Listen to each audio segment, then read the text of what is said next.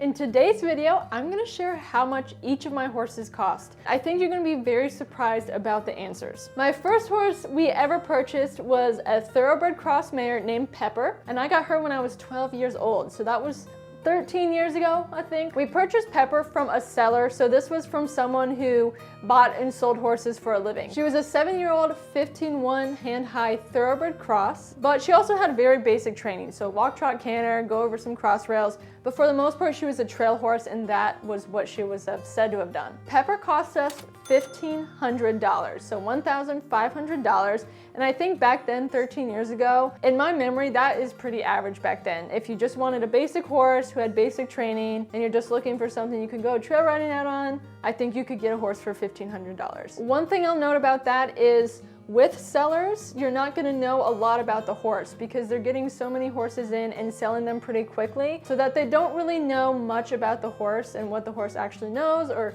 how the horse actually behaves. We got Pepper for the $1,500, brought her home. It was evident that she hadn't done a whole lot. I mean, she did know the basic stuff, but just temperament-wise, she was easy to set off. So that was just something we had to work through, and every horse is different. You could get a completely docile, calm horse. So as my first horse, that was definitely a learning curve. The next horse we bought was a project pony named Bella. Bella's a little paint pony. She's about 14 hands high, and you don't see her in a lot of my videos, but she's probably one of my most favorite horses I've ever owned. I absolutely love Bella, and I've always loved her. We purchased her when I was 14 years old, and we purchased her from just a local family. We had found her on one of the listing websites that just list the horses in our state that were for sale, and I had seen that she had been for sale for a while, like 2 months, and no one had purchased her. We ended up reaching out to the family, going and trying her out, and deciding to take her home. At the time, Bella was 4 or 5 years old, and she was just started under saddle, so the only work that had really been done with her is she could be saddled and sat on and maybe walk and trotted around, but she didn't know anything, like anything. I really wanted a project pony that I could work on my own. I just didn't have the money because I was 14 years old. So my mom agreed to pay for the horse and pay the expenses, and then when we sold her, she would make back what she put into the horse. We purchased Bella for $650. Oh my gosh, we absolutely loved that pony and fell in love with her. And she was amazing. So she fox hunted first flight, jumped 3-6 courses, just an amazing horse overall. I think she's worth way more than that. I feel like I could have sold her for a lot more, but we never ended up selling her. So today she is my mom's horse and my mom rides her all the time. We just loved her so much we couldn't get rid of her. Moving on to my third horse I ever owned, and the first horse I actually ever purchased by myself without the help of my parents. And this horse is Tucker. So all of you know Tucker, you see him in all my videos. I was 18 years old when I purchased him, and I actually purchased him in Oklahoma. At this point, I had moved out to Oklahoma away from Virginia to go to school, and I really wanted a horse. I was really bored out there. And the way I found Tucker is I just went on a Facebook group, like a local Facebook group, and I typed in, looking for a young, unbroke horse under 15 hands. Let me know what you got. And so all these people were commenting and sending me photos of what they had. And one of those people sent me a picture of Tucker. He was this tiny little pony, 13-1 hands high, a little POA, and I absolutely fell in love with him in that picture. So I went to check him out. I looked at him for 20 minutes. I'm like, yeah, I guess this is what I want. I mean, I didn't really have any plans horse-wise. So I ended up purchasing him, and Tucker was also $650. Now, I will note, in some areas of the country, horses are cheaper. And I found in Oklahoma, horses usually went for a lot cheaper compared to on the East Coast. He actually came from a Mustang rescue. He's not a Mustang, but these people had rescued him. I found him, and here we are now, back in Virginia, I think 6 years later, and I still have him. So he was a very good investment on my part. Because I had moved out to Oklahoma, I didn't have any of my horse supplies. I didn't have tack, I didn't have anything. So when I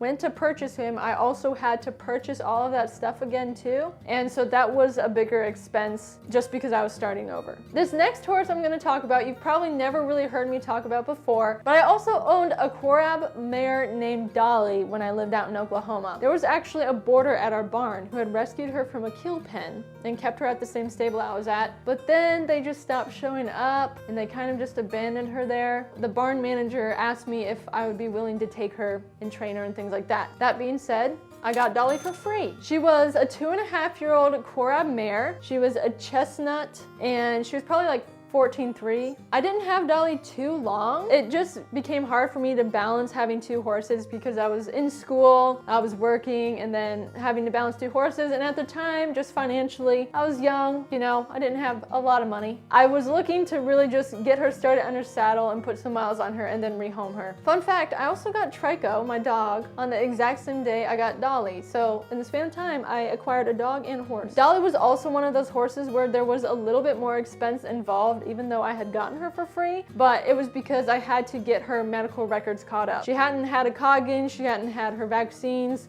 her teeth done, or anything like that, so I had to just pay to get that done. Now on to little Yoshi Squishy. I purchased Yoshi in 2022, so last year. Yoshi is a mini pony. We purchased him at a livestock auction. So this was an auction where they had cattle and sheep and goats and chickens. They said that he drove a little cart. They brought him out in all his little gear and he went around the auction arena and I bid on him. Now, I could not understand a single word the auctioneer was saying, so I really had no idea how much money I ended up bidding on him, but we bid $800 and we won him. So Yoshi was $800. He's a 7-year-old mini paint pony. In my opinion, he was on the more expensive side because he wasn't necessarily in the best shape or he didn't really look healthy, but at the same time, it's a livestock auction. You know, I feel like at an auction, either you're gonna get an animal way cheaper than what it's worth or you're gonna get it for way more than it's worth. Not saying that Yoshi's not worth a lot, but the shape he was in, he should have definitely been going to a rescue compared to being bid off at an auction. Up front, Yoshi was $800, but in the grand scheme of things,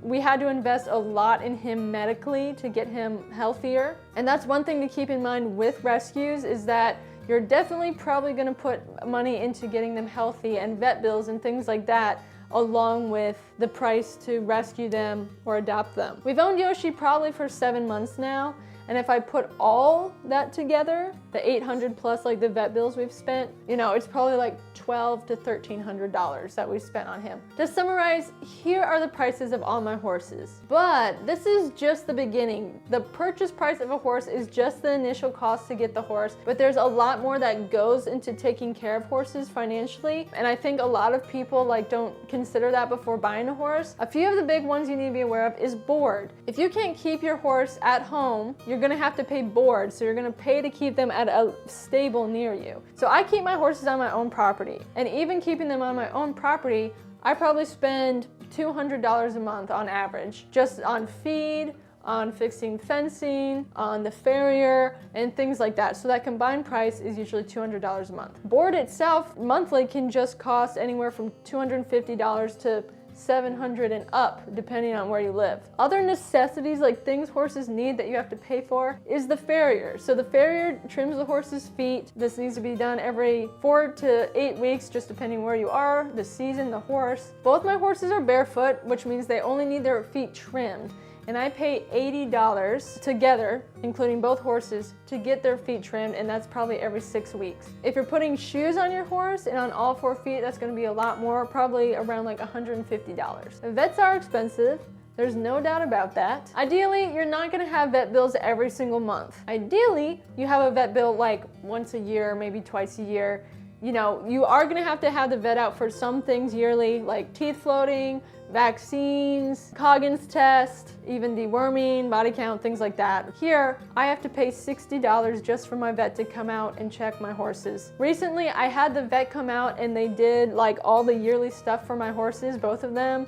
They checked the teeth, even though none of them ended up getting their teeth done. They had their vaccines, the Coggins. One of my horses got examined and they got their rabies shots and things like that. That bill alone for both horses together was $450. Now, that was a one-time fee, and it was once a year. Some other times, like the vet has had to come out to check on Yoshi, and we've had to get antibiotics or get medication for him. And the vet coming out and then us getting the medication cost $170. That's just the tip of the iceberg. When it comes to horses, there can be so many other things you have to pay for. So I've actually created an online course where I lay out each specific aspect of caring for your horse and the expenses that can be involved with that. So if you want to check that out, I'll put the link in the description, and you can go to shop.equinehelper.com and look up the Horse Care Keys for Success course. Thank you so much for watching. I hope this video was helpful. Please be sure to give us a thumbs up and subscribe to our channel for more weekly horse videos.